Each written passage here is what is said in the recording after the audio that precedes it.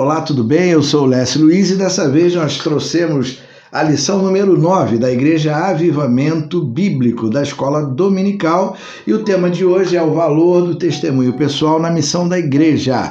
Fica com a gente, vale a pena, um estudo maravilhoso, trouxemos aí alguns versículos da Bíblia e que vai te auxiliar a palestrar na hora de ensinar os seus alunos na Escola Bíblica Dominical. Vem com a gente então.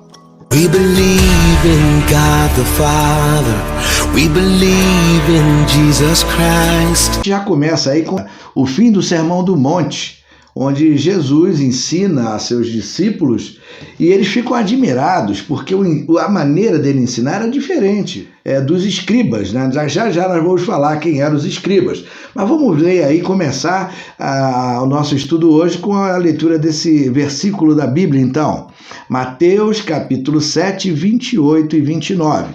Lembrando que a aula passada nós falamos sobre Mateus, que era o publicano, odiado, né, pelo seu povo. Esse Mateus vira apóstolo e escreve esse livro.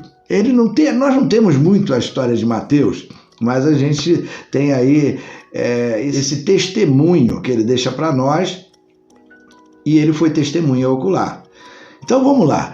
Quando Jesus acabou de proferir essas palavras, as multidões estavam maravilhadas com a sua doutrina, porque ele as ensinava como quem tem autoridade e não como os escribas. Quem eram os escribas? Vamos dar uma olhada aqui. Os escribas eram os profissionais que tinham a função de escrever textos, registrar dados numéricos, redigir leis, copiar e arquivar informações. Como poucas pessoas dominavam a arte da escrita, possuíam grande destaque social. Então, tinha um grupo de pessoas que eram responsáveis por ler as escrituras e passar essa informação para o povo. Poucas pessoas dominavam a escrita e aí ficavam, então, à mercê desses escribas, né? Eles não saciavam a sede do povo, ou seja, não testemunhavam, eles não tinham um bom testemunho para dar a respeito daquilo que eles falavam. Há muitas razões para que a pessoa endureça o seu coração para a palavra de Deus. Nós separamos aí 3, claro que existe muito mais. O pecado, as pessoas evitam a mensagem, o diabo, né? 2 Coríntios 4, de 3 a 4, as pessoas não creem. O mau procedimento dos cristãos, né? A gente vê hoje aí na internet vários escândalos de pessoas famosas, né, dentro do meio evangélico e que cometeram insanidades ou que fazem coisas que não condiz com a verdade, ou seja, que não condiz com a palavra de Deus. Pregam a palavra de Deus, mas não vivenciam a palavra de Deus. Então, o testemunho não é válido, faz com que as pessoas se afastem lá. Eu separei alguns versículos aí, esses que já foram citados, e a condenação é essa, que a luz veio ao mundo e os homens amaram mais as trevas do que a luz, porque as suas obras eram ruins, eram más. Então os homens passaram a amar mais o mundo, as coisas pecaminosas, do que a Deus. Mas se o nosso evangelho ainda está encoberto, é para os que se perdem que ele está encoberto. Então, o evangelho, para quem está perdido, não é revelado, porque ele não quer que isso aconteça ou algumas pessoas também não revelaram a eles o evangelho. E o próximo versículo é: nos quais o Deus deste século cegou o entendimento dos incrédulos. Quem é o Deus desse século, pessoal? Satanás. Para que não lhes resplandeça a luz do evangelho da glória de Cristo, que é a imagem de Deus. Beleza, então vamos lá. Agora vamos falar aí de 2 homens da Bíblia que tiveram um bom testemunho e foram recomendados por outras pessoas. Recomendação por bom testemunho. Aí eu separei, está ali no quadro também, né? Daniel e José. Daniel era um jovem que foi levado para a Babilônia, junto com Mesaque, Sadraque e Abidnego, né? Misael, Azarias e Ananias. Chegou lá, os nomes deles foram trocados. Por que eles foram levados para a Babilônia? Na época do exílio, né, o rei Nabucodonosor ele vai escolher esses jovens que tinham muitas qualidades para que servissem lá no palácio. Então vai esses 4 jovens para lá, chega na Babilônia, dão nome novos a eles, dizendo: vocês não são mais judeus, agora vocês são babilônicos, né? Mesaque, Sadraque, Abidnego.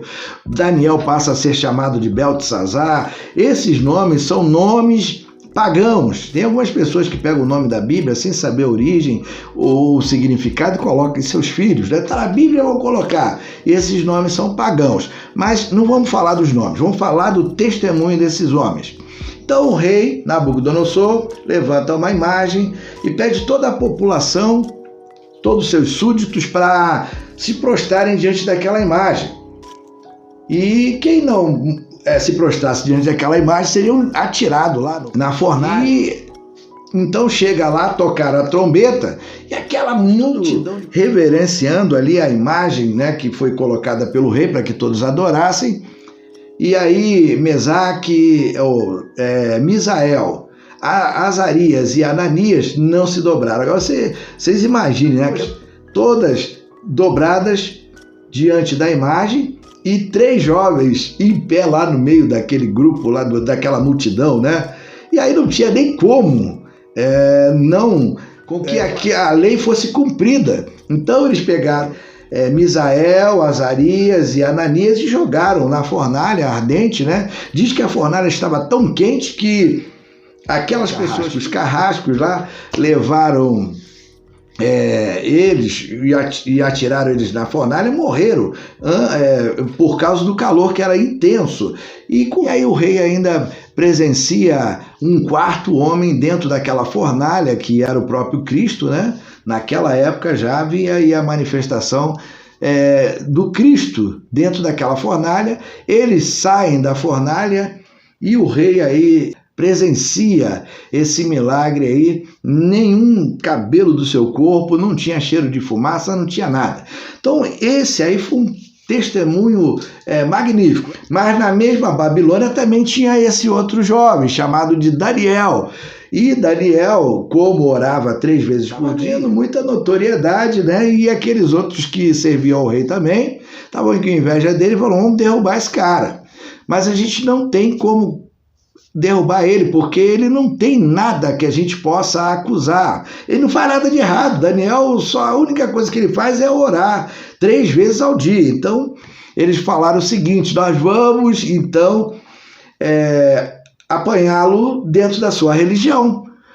Vamos dar a ideia lá para que ele faça uma imagem, né? Novamente a história da imagem. Vamos fazer a imagem do rei, das honras, né? Poxa, vamos fazer uma imagem minha para que todos adorem.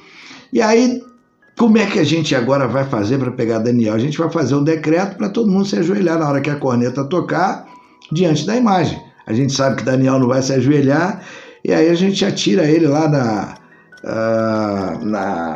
na cova dos leões.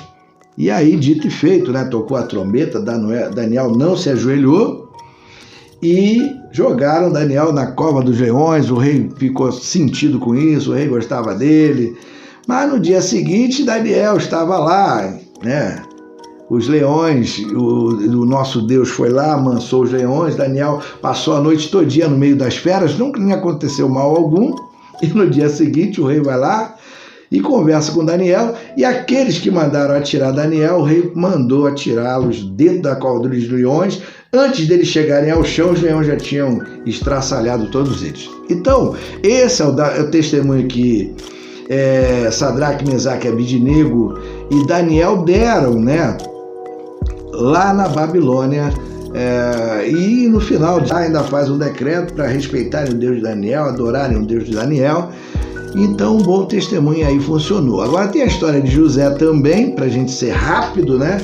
José, na prisão, consegue interpretar sonhos de 2 pessoas. Uma foi enforcada, ou uma foi degolada, perdeu a cabeça, e a outra foi honrada, foi restituída ao seu cargo, que era o copeiro. Tinha o copeiro e tinha o padeiro. O padeiro perdeu a cabeça e o copeiro volta aí a servir o rei. E José, lá na prisão, fala o seguinte: eu estou revelando o sonho para vocês, que é isso que vai acontecer. Um fica triste, o outro fica, né, consolado, alegre pelo fato de não acontecer o mesmo destino que o outro. E se cumpriu a revelação de José. E aí, quando esse copeiro sai da prisão, José fala para ele: não se esqueça de mim, fala para mim de Faraó. E passa 2 anos, né, e o copeiro se esqueceu de José. José estava lá jogado na prisão. E aí o Faraó tem um sonho, né, e ninguém conseguia interpretar. E aí o copeiro se lembrou de José, ó, o bom testemunho aí. Chama, então, agora José para o rei. Aí José vai lá, é chamado para o rei, e Faraó fala para ele: olha, eu sonhei e eu queria que você interpretasse. Me falaram que você interpreta sonhos. E aí José diz que não era ele, era Deus que revelava para ele. Conclusão, né? José passa a ser aí governador do Egito, né?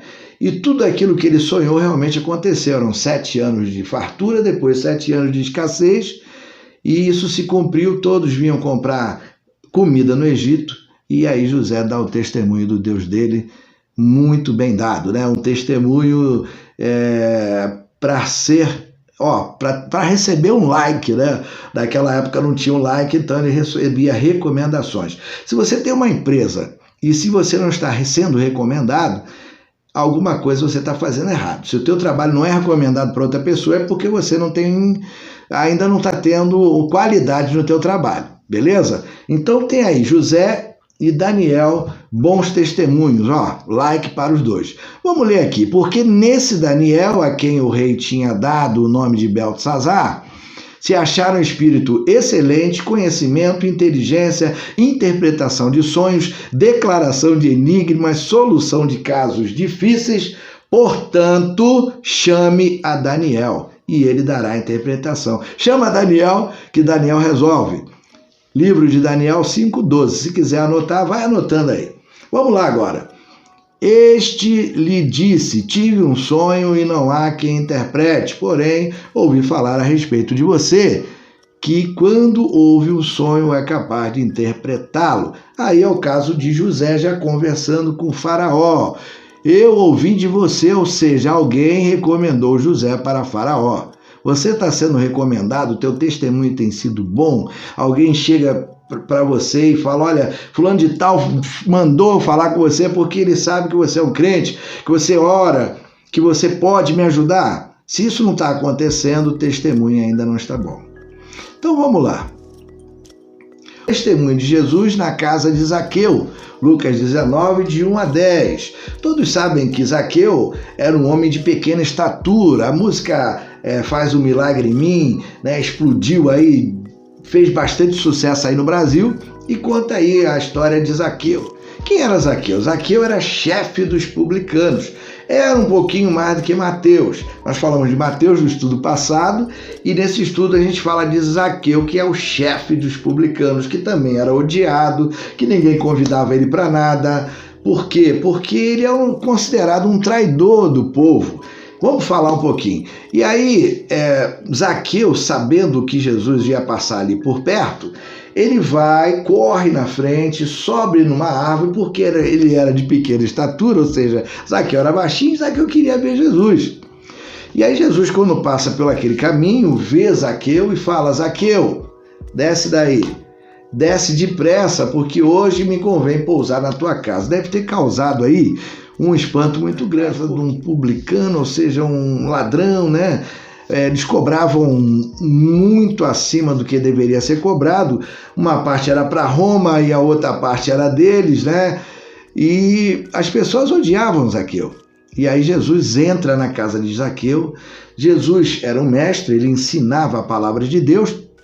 Nesse momento, o que Jesus faz? Jesus leva a saúde para aquela casa, porque o Filho do Homem veio buscar e salvar o que havia perdido. Se você está perdido, Jesus veio para te salvar, como eu, como toda a população, porque a palavra de Deus diz que Deus amou o mundo de tal maneira que enviou Jesus Cristo para salvar-nos, né? Para que todo aquele que nele crê não morra, né? Mas tenha a vida eterna. Não tenha morte, mas tenha a vida eterna. Então vamos continuar aqui. Zaqueu era um homem judeu, chefe dos cobradores de impostos e trabalhava para os romanos. Ele era rico e não era estimado pelo seu povo, ou seja, ninguém gostava dele. Isso porque, em seu trabalho, cobrava impostos deles, algo visto como traição e exploração. Aqui, Jesus fala que ele também era filho de Abraão nessa passagem. E aí a gente pode conferir em Gálatas 3,7, que diz que essa expressão filho de Abraão é para quem acredita em Jesus Cristo. Todos que acreditam são filhos de Abraão. Então vamos lá, nosso bom testemunho glorifica a Deus. Aí eu coloquei aí 2 passagens, Mateus 5,16, para você depois conferir. Primeira carta de Pedro 2,12, para você conferir também.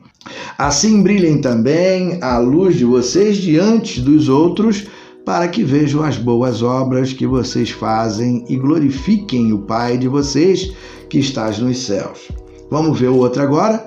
Tendo conduta exemplar no meio dos gentios, para que quando eles os acusarem de malfeitores, observando as boas obras que vocês praticam, glorifique a Deus no dia da visitação. O que aconteceu com Daniel quando sai da cova dos leões?